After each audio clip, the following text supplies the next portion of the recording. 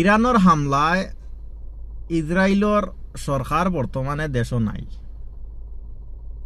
একদিনের হামলায় ইসরায়েল ডরাইয়া ইসরায়েলের সরকার ভাগিছে। এখন খবর মতো পাওয়া গেছে, তো খবর মতো পাওয়া গেছে যে ইসরায়েলের সরকারে আমেরিকাতে তার পার্সোনাল একটা ফ্লাইট ব্যবহারের জন্য কিনছে। ও ফ্লাইটটা উড়িয়া যাইতে দেখা গেছে। তার মানে যখন তার পার্সোনাল ফ্লাইট যখন উড়িয়া গেছে, তার মানে সরকার দেশও নাই। আর সরকার যদি দেশও তা না থাকে, তাহলে যুদ্ধ করত যারা ফৌজ যারা আছে, এরা কিন্তু কমজোর হইয়া পড়ব।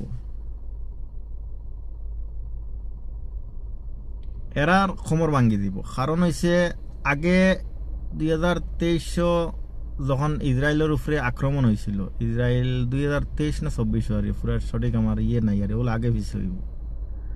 তখন এই ইসরায়েল সরকারে বর্দি ফৌজি ড্রেস লাগাইয়া গিয়া ফৌজির লগে গলা মিলাইয়া কইছে আমি আছি তোমরা লগে, তোমরা সাথে মরলে একসাথে মরমু, আর বাঁচলে একসাথে বাঁচমু। আর ওখন সরকার নাই, তো কথা এখান নাই। কথা হয়েছে ইরানে বহুত ভয়াবহ হামলা করছে, কিন্তু যে ইসরায়েলের তরফ থেকে কতজন মানুষ মরছন, কতজন ক্ষতিগ্রস্ত হয়েছে, এগুলা কোনো তারা প্রকাশ্য করতেছে না। তারা কইতেছে যাতে যে 2জন না 3জন মানুষ মরছে, আর কিছু অঙ্কের মানুষ গাইলা হয়েছে, ইসরায়েলের তরফ থেকে হয়েছে। এই পিকচারগুলা দেখো চান, যে সব ক্ষতিগ্রস্ত দেখা যার, আমি আর সবগুলা এখানে দেখাই ইচ্ছেছি না, ভিডিও দেখলে তো বুঝতে পারলাম না। তখন এই পিকচারে বোঝা যার যে কতগুলা মানুষ মরছন, কতখান ক্ষতিগ্রস্ত হইছে। তো সারার বাদে হইছে গিয়া দেশ সরকার যদি হরি যায়, তাহলে বহুত বড় একটা বিশ্ববাসীর কাছে ইসরায়েল একটা নত হয়ে যাব।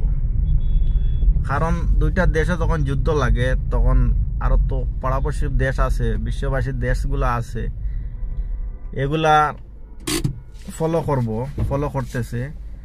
যেমন যে দেশ জিতিব, এই দেশ গিয়া বিশ্ববাসীর কাছে গিয়া তার র্যাঙ্কটা আরো বাড়ি যায় বিশ্ব দেশের কাছে, অন্য দেশের কাছে। আর যে দেশ আরে দিব, এই দেশ কিন্তু অনেক নিচের লামি দিব, নিচের ক্যাটাগরি। তেমন আর অন্য দেশে দেখতে তারে কইব দৌড় কিতা দেশ, এই অমুক দেশের লগে আর মানছে।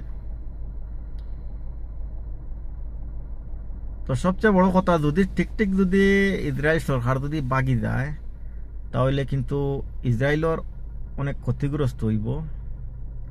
ইসরায়েল খমর ভাঙ্গি দিব, ইসরায়েল যুদ্ধত কখনো আগ বাড়তে পারতো না।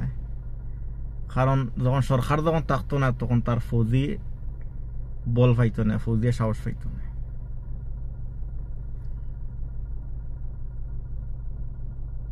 তো কালকের যখন ইরানে আক্রমণ করছে, ইসরায়েলের এয়ার ডিফেন্স যেগুলো আছে ধ্বংস করে ফালাইয়া গিয়ে আক্রমণ করছে। অনেক খারাপভাবে অনেক ক্ষতিগ্রস্ত হয়েছে ইসরায়েলের, কিন্তু এগুলা এরা দেখায় না, এরা সবগুলা মিডিয়ার মধ্যে দেখাইতেছে না।